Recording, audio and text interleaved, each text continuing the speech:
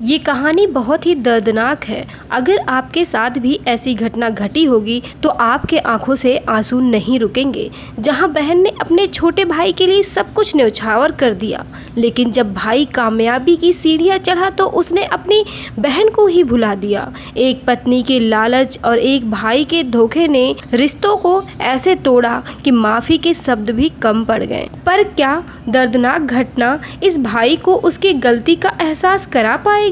और क्या बहन का त्याग इतना बड़ा था कि वो कभी माफी ना कर पाए? एक छोटे से घर में भाई बहन राम और सीता अपने माता पिता के बिना रहते थे। सीता बड़ी थी और उसने अपने छोटे भाई को पढ़ाने के लिए दिन रात मेहनत की थी। वो जानती थी शिक्षा ही उनके जीवन में बदलाव ला सकती है। राम भी अपनी बहन को बहुत मानता था और उसकी हर बात सुनता था। सीता ने सिलाई का काम किया, छोटे मोटे घरेलू काम किए, बस यह सुनिश्चित करने के लिए कि राम की पढ़ाई में कोई बाधा ना आए। समय बीतता गया और राम ने खूब मन लगाकर पढ़ाई की। राम को अपने बहन की शादी की चिंता सताने लगी। एक दिन सीता की शादी एक गरीब नेक इंसान मोहन से करा दी। मोहन एक मेहनती और अच्छा दिल का आदमी था। दोनों ने मिलकर अब राम को आगे पढ़ाने का बीड़ा उठाया। मोहन ने सीता का पूरा साथ दिया और राम को कभी यह महसूस नहीं होने दिया कि उसके माता पिता नहीं हैं। उनकी मेहनत रंग लाई। राम को बेंगलुरु में एक अच्छी नौकरी मिल गई। वह बहुत खुश था क्योंकि अब वह अपनी बहन और जीजा जी के लिए कुछ कर सकता था, जिन्होंने उसके लिए इतना त्याग किया था। राम ने नौकरी शुरू की और नियमित रूप से अपने बहन और जीजा को फोन करता। अब उनके घर में पैसे की कमी नहीं थी और राम हर महीने उन्हें पैसे भेजता। वह अक्सर कहता, यह सब आपकी मेहनत और आशीर्वाद का फल है। सीता और मोहन को भी अपने भाई पर बहुत गर्व था। राम बेंगलुरु में अपनी नौकरी में तरक्की करता गया। उसने एक आरामदायक अपार्टमेंट किराए पर लिया और अपनी बहन और जीजा जी को अपने साथ रहने के लिए आमंत्रित किया। सीता और मोहन पहले तो थोड़ा हिचकिचाए, लेकिन राम के जोर देने पर वे मान गए। बेंगलुरु आकर सीता और मोहन ने राम के लिए खाना बनाना और घर का काम संभालना शुरू कर दिया, जिससे राम को अपने काम पर और ध्यान देने का मौका मिला। एक दिन राम ने सीता से कहा, दीदी आपने मेरे लिए बहुत कुछ किया है, अब मैं चाहता हूँ कि आप अपनी जिंदगी जिए। मैं आपके और जीजा जी के लिए कुछ करना चाहता हूँ। उसने सीता के लिए एक छोटी सी बुटीक की दुकान खोलने का प्रस्ताव रखा, क्योंकि सीता को कपड़े डिजाइन करने का बहुत शौक था। मोहन भी इस विचार से बहुत खुश था। राम के पैसे और सहयोग से सीता ने जल्द ही अपनी बुटीक शुरू कर दी, जिसका नाम उसने सीता क्रिएशंस रखा। उसकी मेहनत और कला ने रंग दिखाया और बुटीक खूब चलने लगा। मोहन ने भी एक छोटी सी किराना दुकान खोल ली, जिससे उनकी आय और बढ़ गई। अब तीनों का जीवन बहुत खुशहाल था। राम ने अपने लिए एक बड़ी सी गाड़ी भी खरीद ली और अक्सर अपनी बहन और जीजा जी को आसपास की जगहों पर घुमाने ले जाता। सीता और मोहन को राम पर बहुत गर्व था और राम भी अपनी बहन और जीजा जी को अपने माता पिता के समान मानता था। राम की जिंदगी खुशहाल चल रही थी। सीता क्रिएशंस और मोहन की किराना दुकान भी अच्छा काम कर रही थी। सब कुछ ठीक था जब तक राम को एक लड़की से प्यार नहीं हो गया। उसका नाम था रीमा। वह उसी कंपनी में काम करती थी जहां राम काम करता था। रीमा दिखने में बहुत खूबसूरत थी और राम उसके प्रति काफ़ी आकर्षित था। उसने अपने प्यार की बात अपनी बहन सीता से की। सीता, जो हमेशा राम की खुशी चाहती थी, थोड़ा झिझकी। उसे रीमा के व्यवहार में कुछ ऐसा महसूस हुआ जो ठीक नहीं था, लेकिन अपने भाई की खुशी के लिए उसने अपनी चिंताएं किनारे रख दी। मोहन ने भी सीता की भावनाओं को समझा, लेकिन राम के चेहरे की चमक देखकर वो दोनों मान गए। धूमधाम से राम और रीमा की शादी हुई। शुरुआत में सब कुछ अच्छा लगा। रीमा ने भी सीता और मोहन के साथ घुलने मिलने की कोशिश की, लेकिन धीरे धीरे उसका असली रंग सामने आने लगा। रीमा बहुत लालची स्वभाव की थी। उसे राम की कमाई और उसके आलीशान जीवन से ही मतलब था। वह हर छोटी बात पर सीता और मोहन को ताने मारने लगी। ये पुरानी सोच वाले लोग, इनको कुछ नहीं पता, जैसी बातें अक्सर उसके मुंह से सुनने को मिलती। वह सीता की बुटीक और मोहन की दुकान से होने वाली कमाई पर भी नजर रखती थी और चाहती थी कि सारा पैसा राम के ही पास आए। उसने राम को अपने माता पिता के लिए एक नया घर खरीदने के लिए भी उकसाने लगी, जबकि सीता और मोहन ने कभी ऐसी कोई मांग नहीं की थी।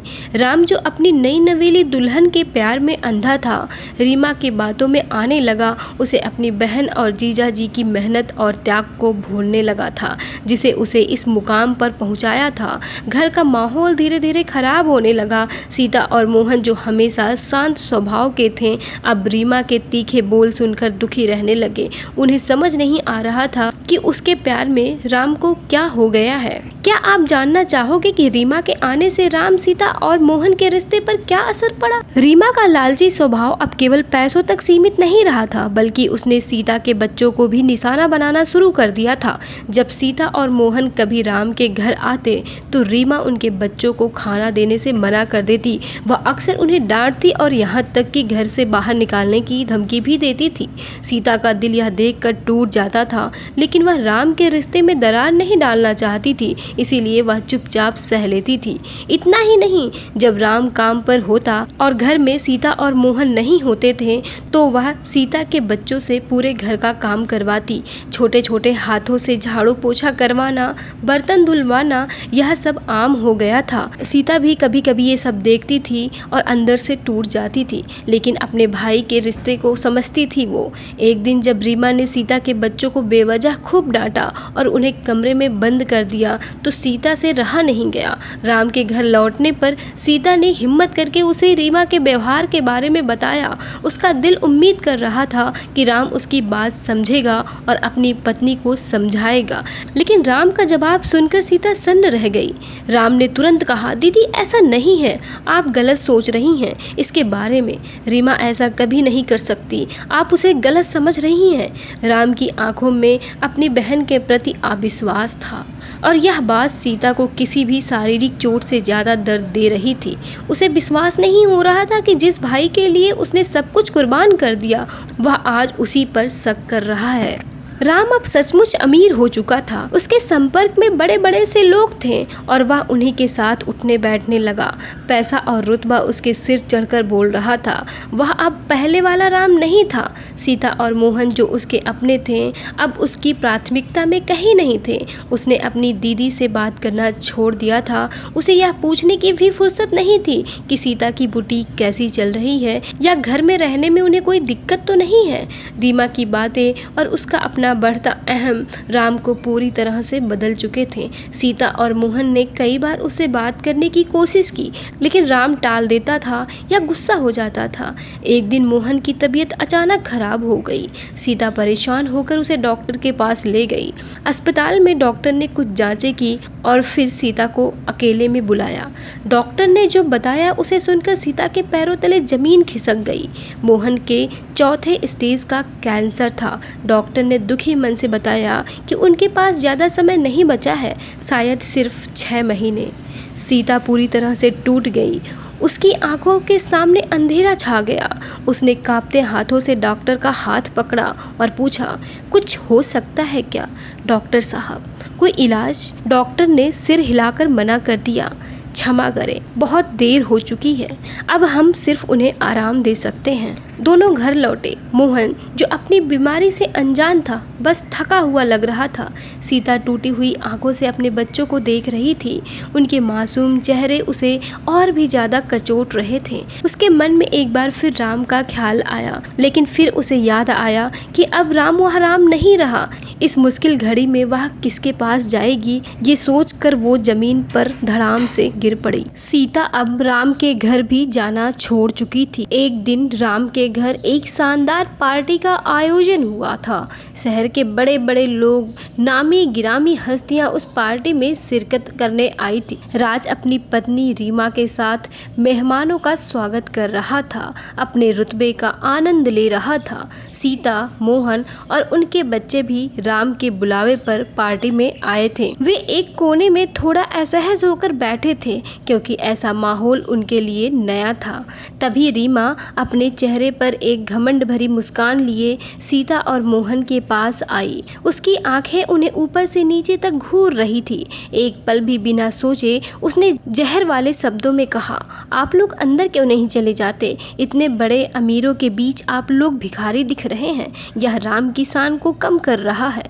रीमा की ये शब्द सुनकर सीता का खून खौल उठा। अब तक वह रीमा की हर बात सहती आई थी। बच्चों को खाना ना देना, उनसे काम करवाना, राम का बदला हुआ व्यवहार, लेकिन अब हद हो चुकी थी। उसके पति मोहन जो कैंसर जैसे गंभीर बीमारी से जूझ रहे थे और उसके मासूम बच्चे, उन्हें भिखारी कहा गया था। उस पल सीता को मोहन की बीमारी और आने वाले समय की चिंता ने और भी तोड़ दिया था। यह अपमान असहनीय था। एक पल के लिए सीता ने अपनी सारी पीड़ा, सारा गुस्सा, सारी निराशा अपने अंदर समेटी और फिर उसका हाथ बिजली की तेजी से उठा और रीमा के गाल पर एक जोरदार तमाचा पड़ गया। पार्टी में सन्नाटा छा गया। राम जो ठीक उसी वक्त अपने बेटे को गोद में लिए कुछ दूर खड़ा था, यह सब देखकर हक्का बक्का रह गया। सभी मेहमानों की नजरें सीता पर टिक गई जो गुस्से और अपमान से कांप रही थी। रीमा अपना गाल पकड़े अपमानित और अवाक खड़ी थी। उस विशाल काय घर के आंगन में जहां कुछ पल पहले तक हंसी मजाक और महफिल थी, अब सिर्फ एक गहरा स्तब्ध करने वाला सन्नाटा पसरा हुआ था। सीता के हाथ से थप्पड़ लगने के बाद राम का गुस्सा 7वें आसमान पर पहुंच गया था। उसकी आंखों में अपनी दीदी के लिए कोई सम्मान नहीं था, बस अपमान का जलवा था। उसे यह सोचकर आग लग गई कि इतने बड़े बड़े मेहमानों के सामने उसकी पत्नी को थप्पड़ मारा गया है। वह तुरंत सीता के पास आया। उसकी आंखों में घृणा थी। यहाँ से निकल जाओ, कभी अपना मुंह मत दिखाना, राम चिल्लाया। फिर उसने गुस्से में कुछ खाना उठाया और सीता, मोहन और बच्चों के मुंह पर फेंक दिया। खा लेना इसे। उसकी आवाज़ में क्रूरता थी जिसे सुनकर सीता का दिल टूट गया। सीता ने एक पल भी बर्बाद नहीं किया। अपनी आंखों में आंसू लिए लेकिन चेहरे पर दृढ़ता के साथ वह अपने पति और बच्चों को लेकर वहां से निकल गई। उस शहर को, अपनी बुटीक को और उस जीवन को जिसे राम ने दिया था, सब कुछ छोड़कर वे वापस अपने उसी पुराने छोटे घर में लौट गए जहाँ से उन्होंने शुरुआत की थी। गाँव में लोग सीता को देखकर आश्चर्यचकित थे। वे पूछते, तुम्हारा भाई कहाँ गया? वह तो बहुत पैसे वाला हो गया है ना। सीता कुछ नहीं बोलती थी, बस चुपचाप सब सह लेती थी। उसके पास कहने को कुछ नहीं था। समय बीतता गया। राम की जिंदगी अपने नए रुतबे और रीमा के साथ चल रही थी, लेकिन एक दिन उसके घर में चोरी हो गई।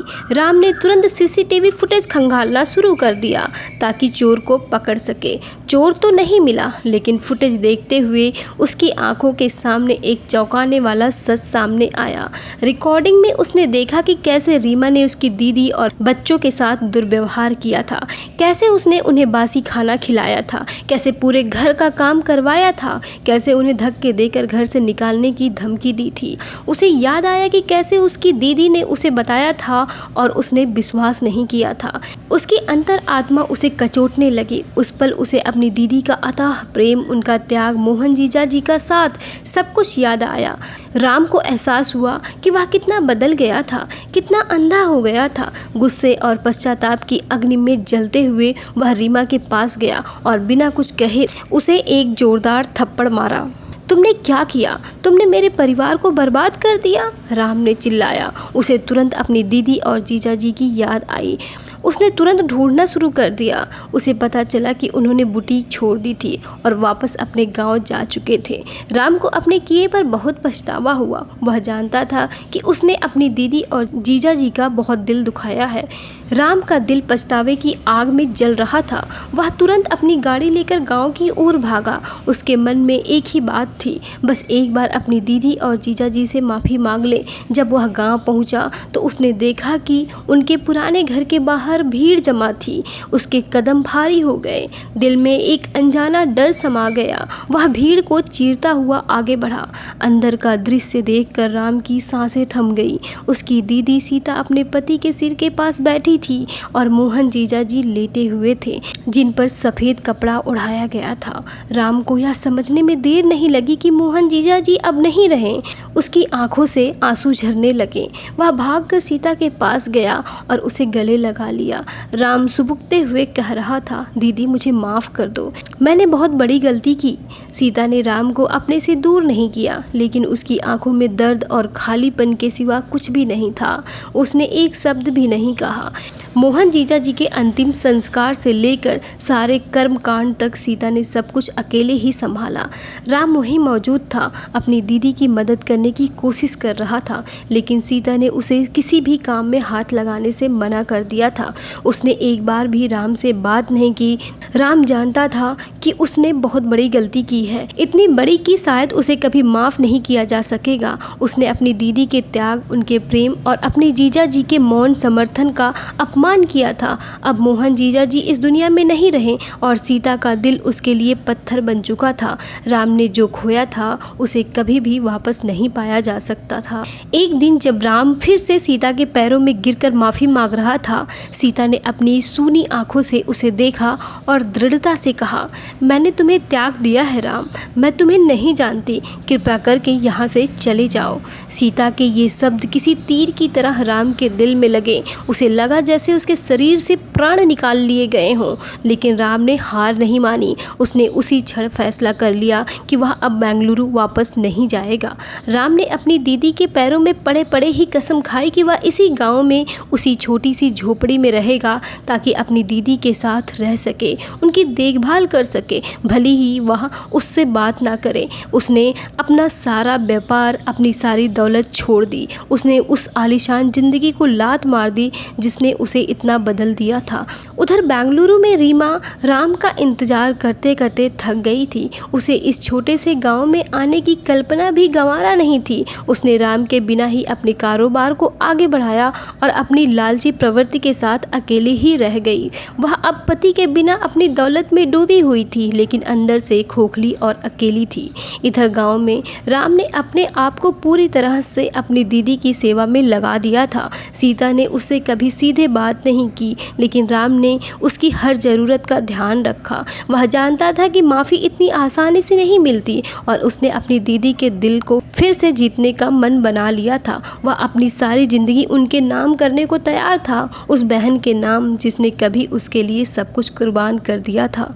कहानी यहीं पर ख़त्म होती है, पर क्या राम का पश्चाताप और सेवा कभी सीता के हृदय को पिघला पाएगी? तो आप इसे कमेंट में बताइए और बताइए कि आपको कहानी कैसी लगी।